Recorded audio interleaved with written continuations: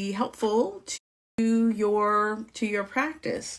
So this is, I'm getting all excited. So today I'm doing what I'm calling the cosmic weather forecast for this week. And this is for my witches, conjurers, alchemists, spiritual tech practitioners, anyone making magic happen. So I'm offering a cosmic weather report to discuss how the seasonal and the astrological elements can impact your spell work. So this is for spell crafters. If you are not a spell crafter, I'll definitely be pulling cards that can be helpful to you, but I'm definitely tapping into people who are doing magic of some sort. So I'm going to start by pulling a card from my Art of Manifestation deck. So this will be a message for any of you to kind of give you some information, some guidance for the collective on what will be helpful for you this week. All right. So pull a card. Ooh, the spiritual warrior. If you're into numerology, the card is 0. The spiritual warrior card is a fantastic card.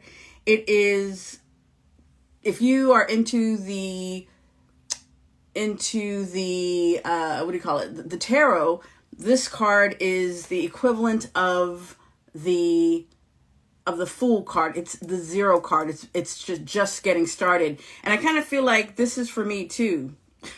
This is like 0, like I'm starting at 0. We all start at 0 when we're starting something new, right? So this card says the pathway of the spiritual warrior and the calling of your soul. So this means we're beginning, and we just have celebrated, or we just honored the autumn equinox. So for me, this is definitely a perfect card because we are beginning. We are getting something started. So let's see. I'm going to pull that card for now. But let's start with the autumn equinox. Now, most of you who are tuning in right now, you're on the northern hemisphere of our planet Earth, and we have just experienced the autumn equinox, which is when we have a 24-hour day of almost equal daylight and nighttime, daylight and night. Yeah. And it's also the first day of autumn, i.e. the witchy season. And a lot of us are excited about moving into the more darker time of the year. Now, on the southern hemisphere, because I know I have some people who live on the southern hemisphere of the earth, people like my Australian witchy friend Hannah of Suburban Witchery on IG and TikTok. And she is celebrating the spring equinox. So while they're also having that 24-hour period of almost equal daylight and night, they're going into spring. They're celebrating the spring equinox, and they're going into spring, which is also kind of exciting. So they're moving into a lighter and brighter time of the year, just like we are now coming into a darker time. They are coming into a lighter time. So it's kind of, it's just interesting. It's all very cosmic. So also speaking of Hannah, this week I'm posting my interview with her. So you want to tune into that. Yeah. So keep an eye out for that. Okay. So every time that we have an equinox, any kind of equinox, but especially the autumn equinox, we're going into a darker time of the year, and we're going to be going into winter as well. And so this is a great time for doing shadow work, to discover whatever shadows that you might be dealing with that might be blocking your progress. Now, as we are witches, we are spiritual practitioners, we do not run from the light. We do not run from the light. We embrace the light and the dark. We embrace both sides because we know that there's a duality. There's both darkness and there's also the light, but we have to balance both. So again, with the equinox, we're balancing the day and the night. So this is a great time for doing shadow work. This is a great time for discovering the ways that you block your own progress, the ways that you get in your own way.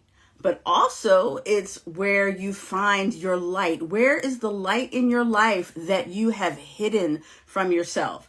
Now, the thing about shadow work, it often deals with themes or things that have happened to us when we were younger.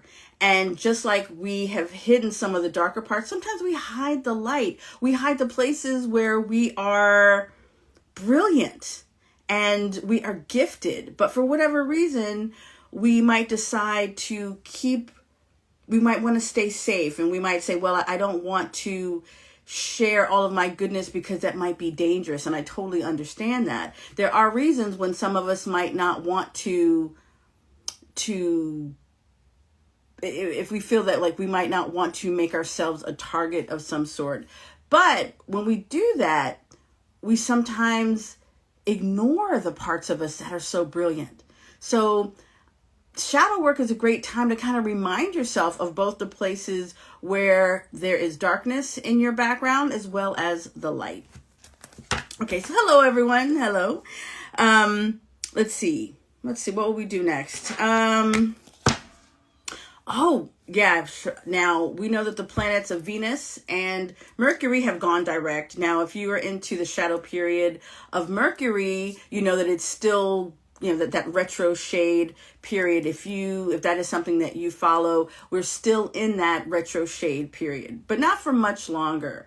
But Mercury is now officially going direct, and so is Venus. However, we still have 4 other planets in retrograde motion. So this makes it kind of like a high season for retrogrades, which also makes it a great time for that shadow work. I know I talk a lot about shadow work, but I think it's so important because to be powerful witches and alchemists and magical people, it's important for us to know ourselves. The more you know about yourself, both your strengths and your weaknesses, the more powerful witch you are, the more powerful magic that you can make. So this high retrograde season, when we're going backwards, when planets are going backwards, this is a good time for looking in our past and mining those pieces of gold. So there you go.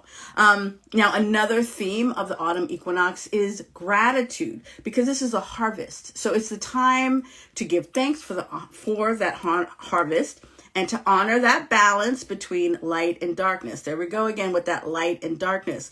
It's a time to appreciate the fruits of the earth and to reflect on the changing cycles of life and to prepare for these colder months. Our ancestors, this is the time when they would be harvesting their crops, and then they would also be slaughtering the animals that they would be living on for the rest of the year. So this is a time for taking stock, for taking inventory and saying, okay, what do we have? What do we need to do for the rest of the year? What are we going to live on? And then let us be grateful for that.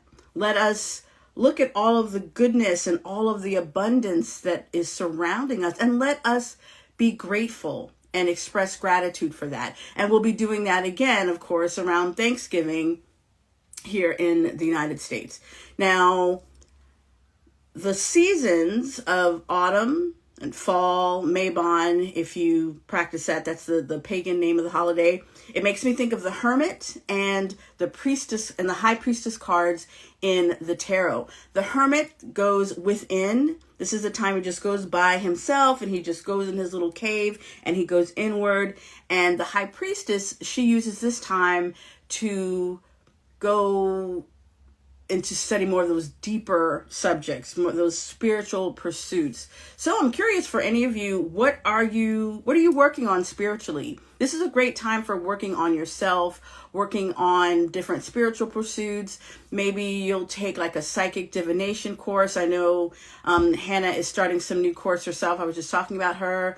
There are a lot of other courses going on. And of course, I have some as well. So this is a great time to go into like those darker places, but to definitely go in within and decide, what do you want to work on? How do you want to grow spiritually?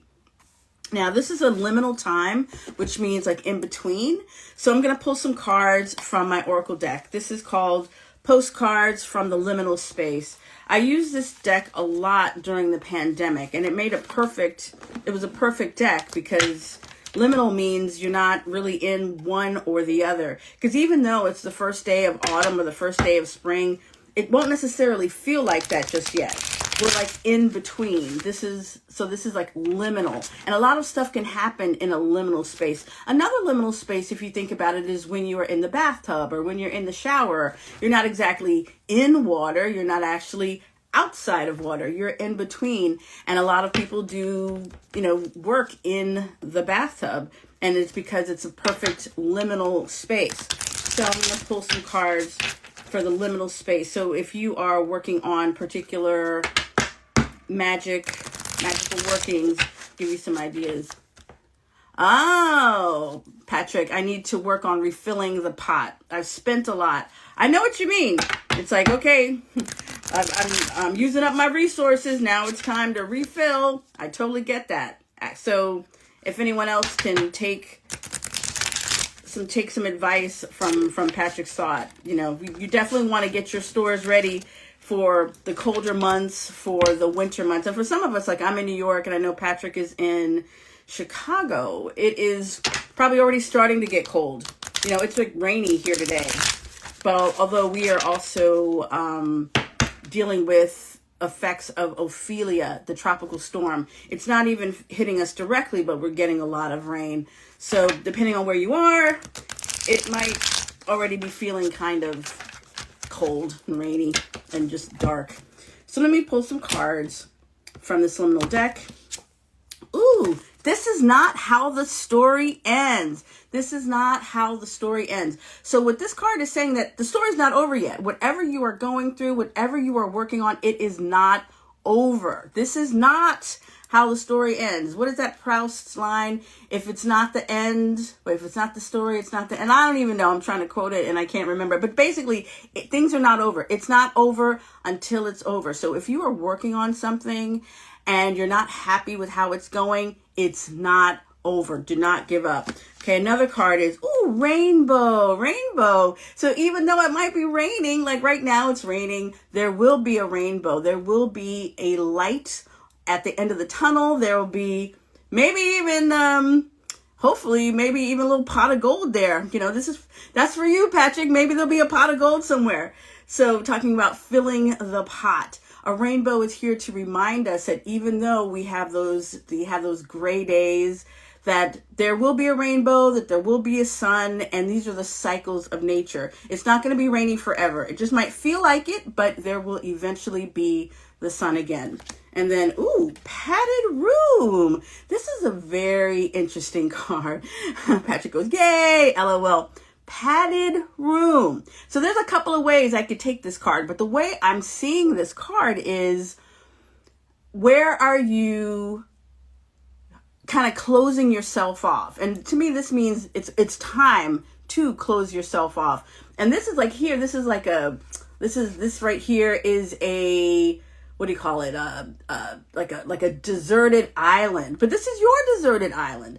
So how can you make your space, your home, a place where you can just kind of lock yourself away and go into hermit mode? This is what this is about, the padded room. Now, if you want to look at it and say, okay, you need to be with your thoughts and you need to go deeper, you could do that too.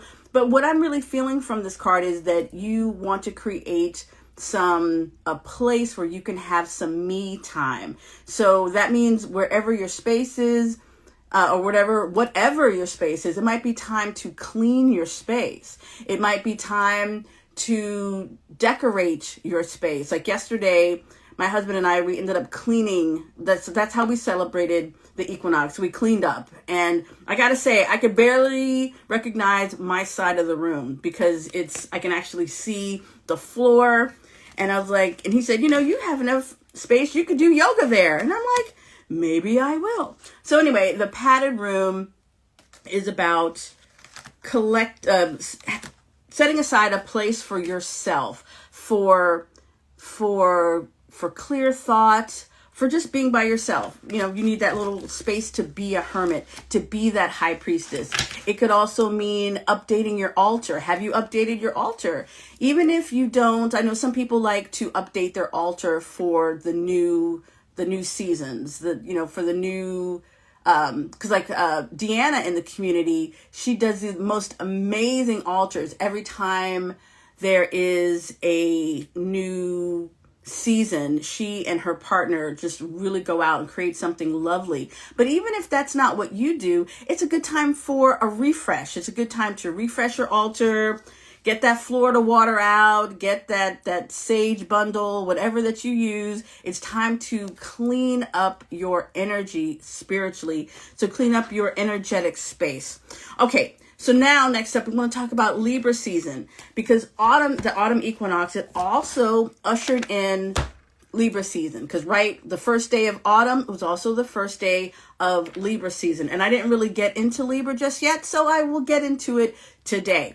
So Libra brings in new manifestation energies, because each season I like to tap into what are the energies that are good for manifesting right now. So before, we were in Virgo, and we were definitely into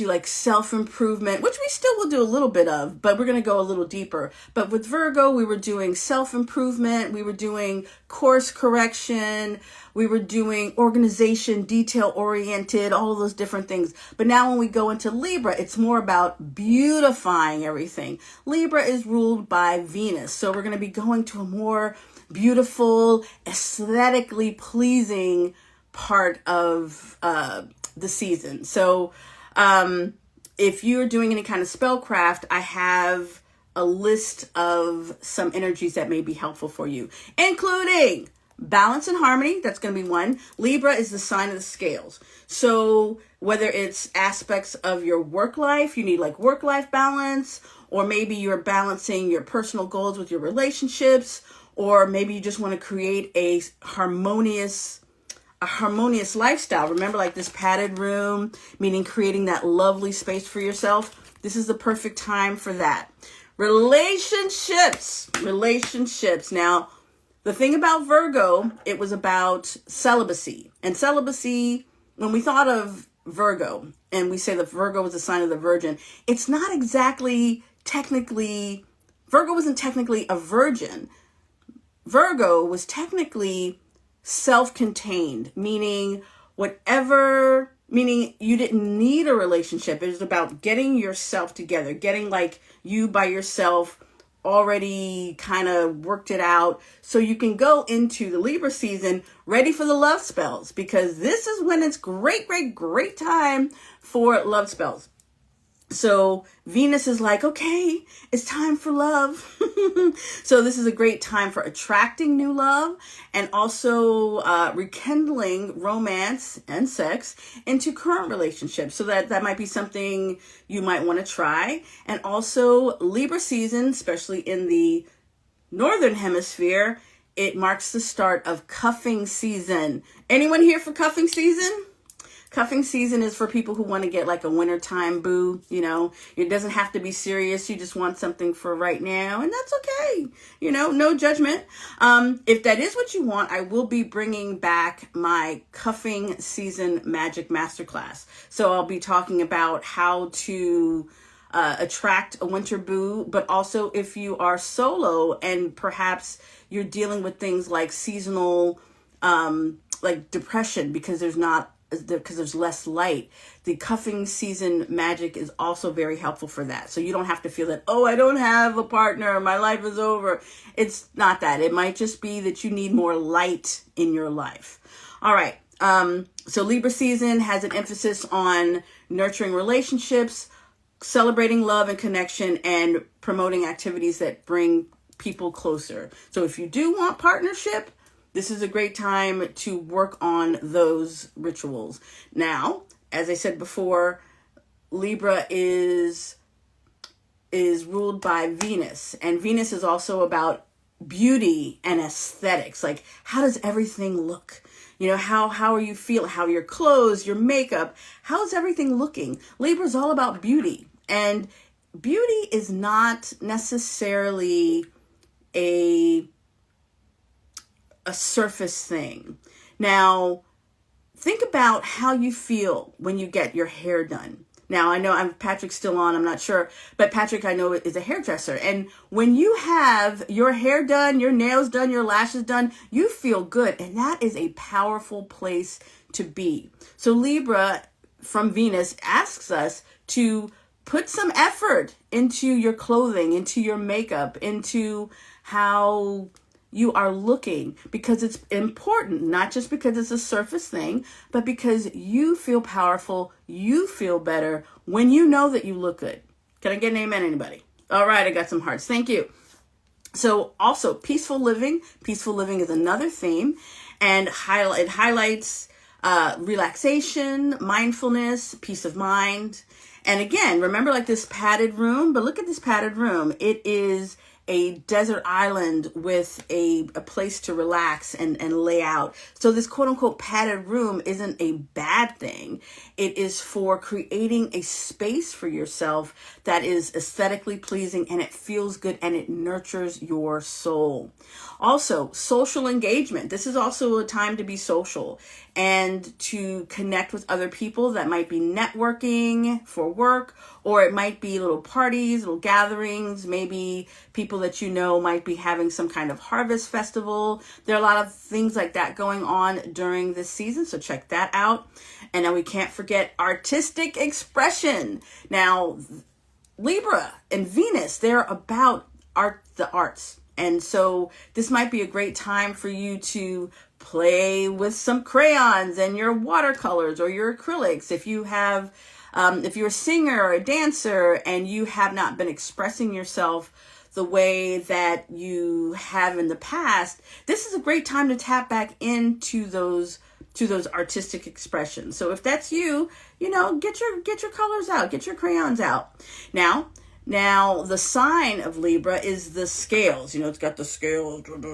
So it also means it's a great time to work on legal work, diplomacy, and conflict resolution. So this is a potent time for courthouse magic. If you or someone has some kind of court cases, this is a great time to do any kind of courthouse magic. It's a great time for resolving conflict. Perhaps someone that you have been living with or working with, you haven't been seeing eye to eye.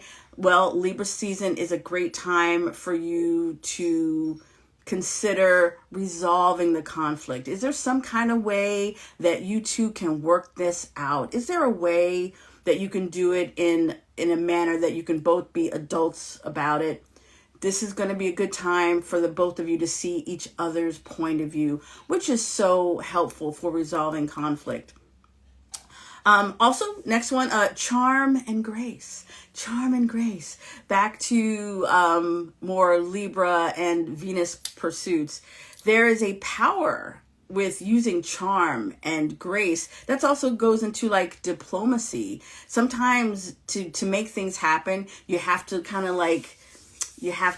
lubricate the situation with charm and grace. Maybe you need to offer someone some flattery in order to get their attention. Hey, if that's what you have to do, that's what you have to do. I gotta say, my husband actually did that. There was an invoice we were waiting for, and the person just kind of I guess she spaced, and she ended up being on television the other day. So we sent her a text saying, "Oh my God, we saw you on TV. You look great." And she's like, "Oh, well, thank you. I'm not really, I don't really do this a lot, blah, blah, blah." And then my husband followed up with, "Well, by the way, what's going on with that invoice that we haven't heard? Like, who do I need to talk to?" And she's like, "Oh, me. Oh, no, I'm so sorry. Just send that back." So it was like, aha, Libra and Venus doing its work. If you need to use that little charm, a little flattery to make something happen, do it. It's really not a bad thing. It's totally fine. And then, personal charisma. Work that charisma. And then self-care, well-being. That's another theme during this time, during Libra season. Libra and Venus believes in self-care practices and wellness. So this is a good time to plan your glow up from the inside out. Now, of course, as I said, you want to get your hair done, your lashes, your nails, all of those things. But it's also time to make sure that you're getting the sleep that you need, that you are maybe getting the sex that you need, all of those different things that make you feel good. Because when you feel good, and especially when you start on the inside, and then you also work on the outer, it's amazing how much more power that you can tap into. So in honor of Libra season, now I'm going to pull some cards, some other cards. I have a different deck, the Oracle of Mystical Moments. And these are very lovely cards, and they're very Libra-esque cards. So I'm going to pull some other vibes. So if you want to work on any of those themes that we were talking about, let me give a quick rundown. I have all my notes here, clearly. Balance and harmony, relationships, beauty and aesthetics, peaceful living, social engagement, artistic expression, legal work, diplomacy, conflict resolution, charm and grace, self-care and well-being. These are the energies that will be very strong during Libra season. So if you are doing any kind of spell work that can benefit from those energies, I highly recommend that that's what you do. So I'm going to pull some cards from this beautiful deck. The Oracle of Mystical Moments is what it's called. I'll show you these beautiful cards, and perhaps these cards will also give you some ideas on something, or maybe some intuitive guidance that can enhance your spell work. All right.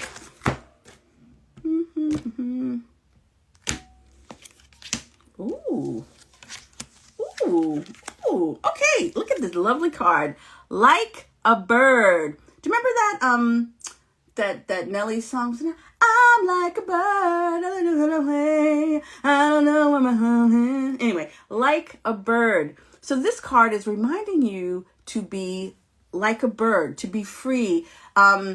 Libra is also an air sign. So it's about being light. It's about being light and airy, not letting things weigh you down, enabling yourself to fly away. If something is just not working for you, the situation just doesn't feel right, you can leave. You can leave. This card is a reminder to be like a bird. And it could also be for singing. Allow yourself to sing. This is a great time to sing around the house, to sing at work. Sing.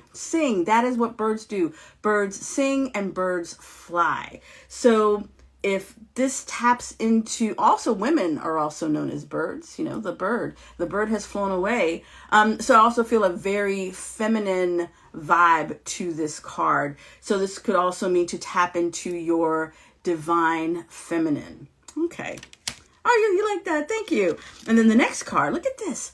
The Mermaid's Love. Ooh. So here we have this man with this mermaid. Now, I don't know how many of you have seen The Little Mermaid, but I guess it's the kind of idea that we have this mermaid woman in love with a mortal man. So you might be in love with someone who isn't like you, who is not the same, maybe different, from a different background. This card is a reminder that it's okay. It is okay to fall in love with someone or to be with someone who does not look like you, who does not have the same background. You can still love someone very strongly, and it can still be very powerful. And do not enable yourself to say, oh, well, this won't work out because we're from different backgrounds. Sometimes those different backgrounds, you can have a balance for each other because you're not from the same background, that you're not weighing yourself down with these outdated thoughts. So the Mermaid's Love reminds us that you do not have, that you can fall in love with whoever. And it could also be something like maybe you're poor and they're rich, or, vice versa.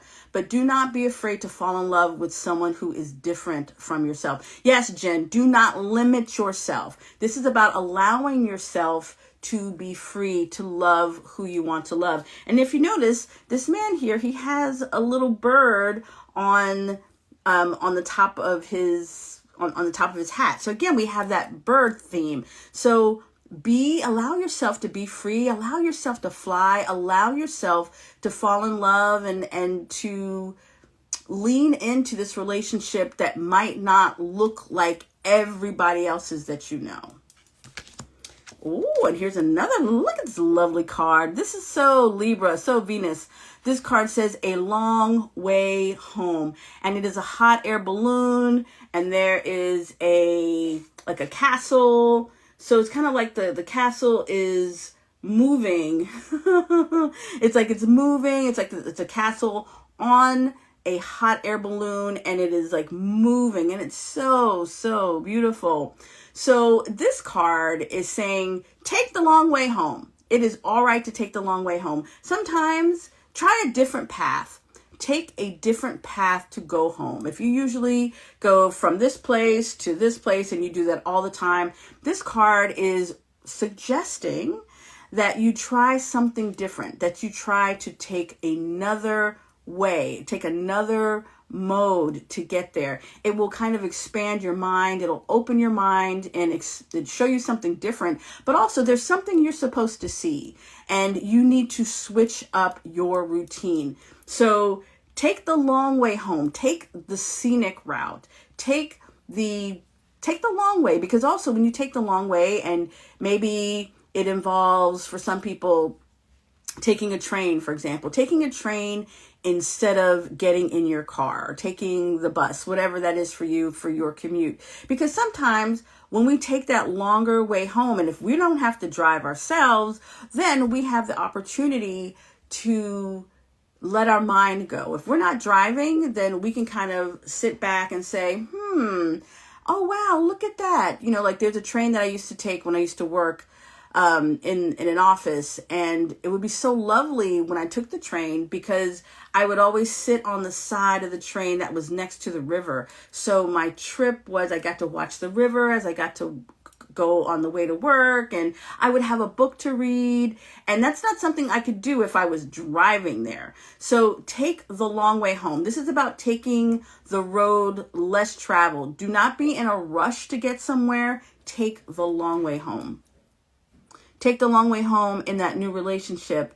I'm letting myself stand in love, as in no need to rush it. Exactly. Oh my goodness.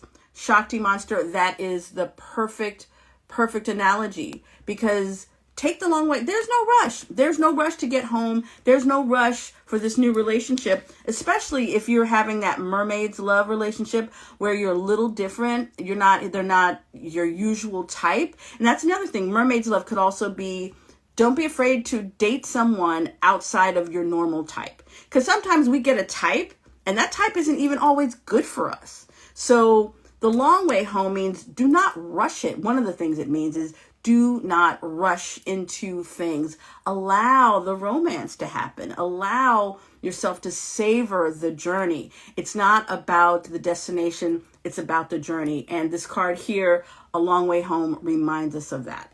Okay, cool. So that is the Libra cards. So the next thing, the last but not least, reading you to Phil. Good. I'm so glad. But it's in a positive way, kind of reading you to Phil. I'm not trying to shame anybody, but just give people options, So, next, last but not least, this Friday is the harvest full moon.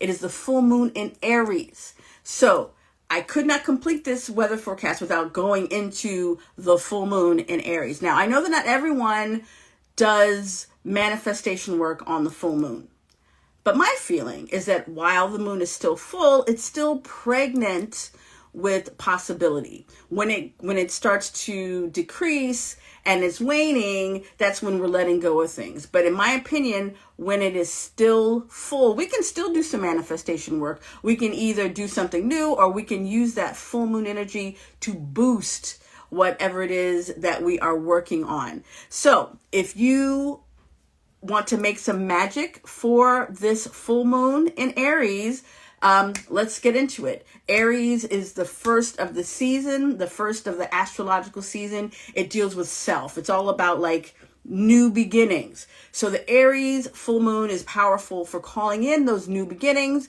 It's good for self-expressions. It's good for courage and initiative. It's like going for it. That's what Aries is all about, because also Aries is a fire sign. So it's really about that initiation. It's physical activity and health. Like maybe you need to jumpstart some time at the gym. I know I've been thinking about it, but I haven't done anything about it. But that full moon in Aries is definitely going to be that little extra boost that I need.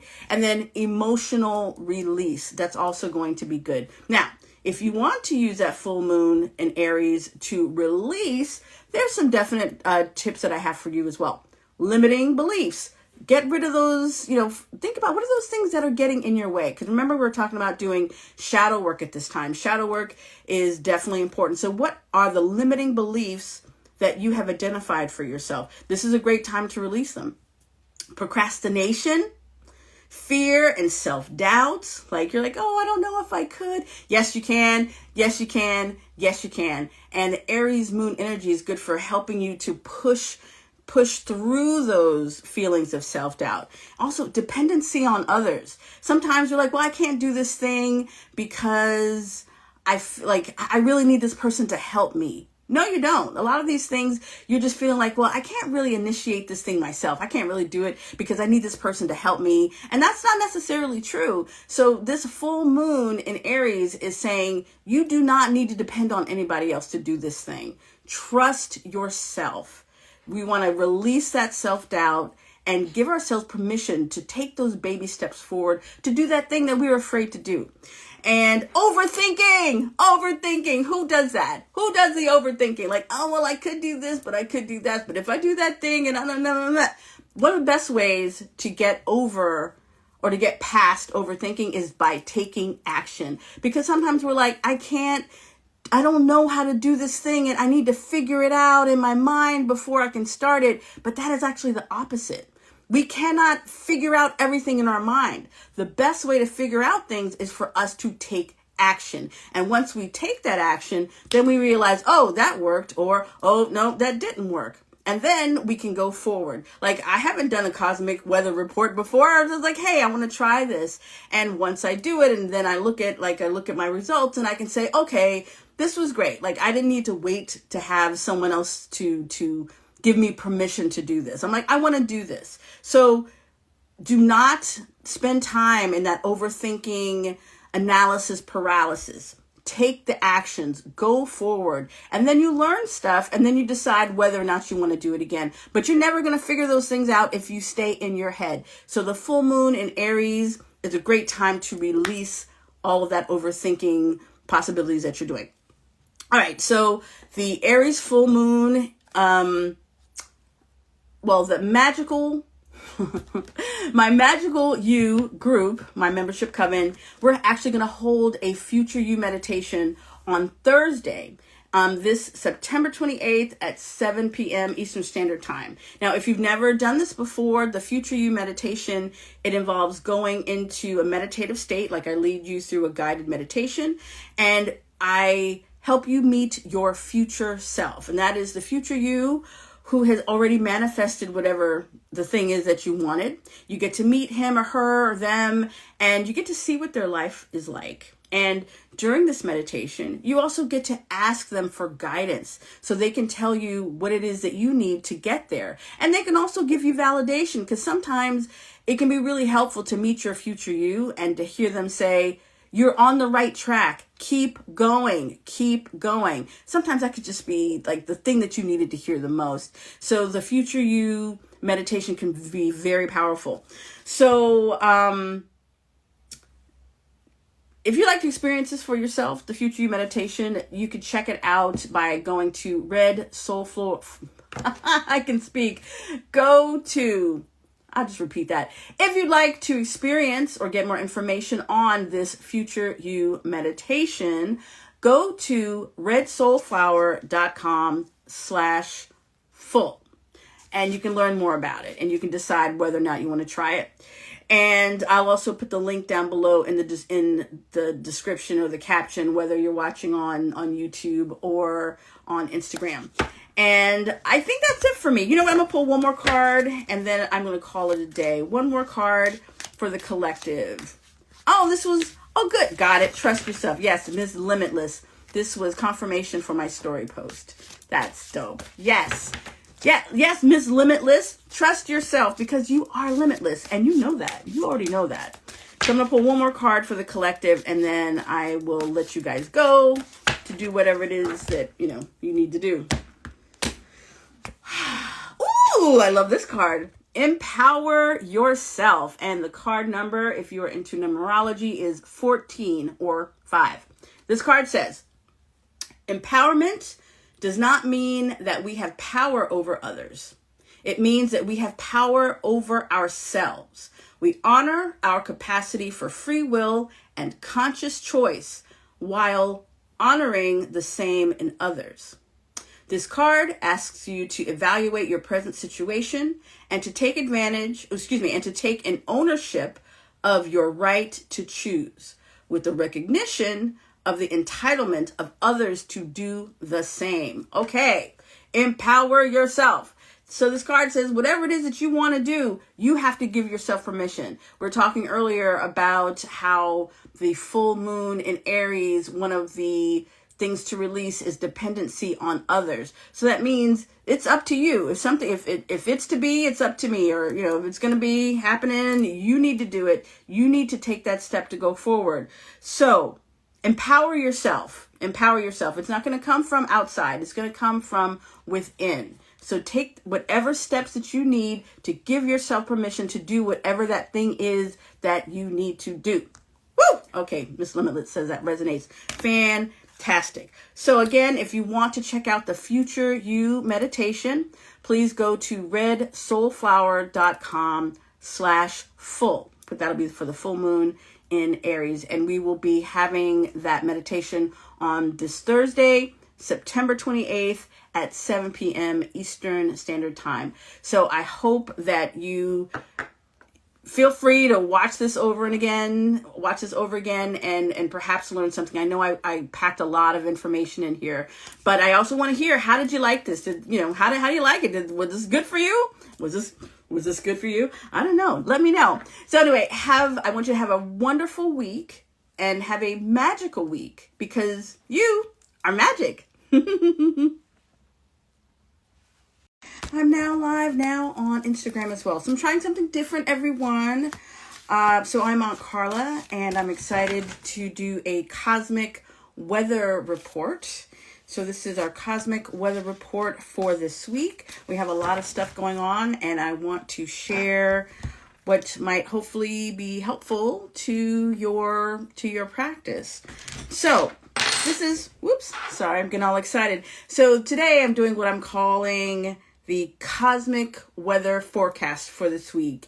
And this is for my witches, conjurers, alchemists, spiritual tech practitioners, anyone making magic happen. So I'm offering a cosmic weather report to discuss how the seasonal and the astrological elements can impact your spell work. So this is for spell crafters. If you are not a spell crafter, I'll definitely be pulling cards that can be helpful to you, but I'm definitely tapping into people who are doing magic of some sort. So I'm going to start by pulling a card from my Art of Manifestation deck.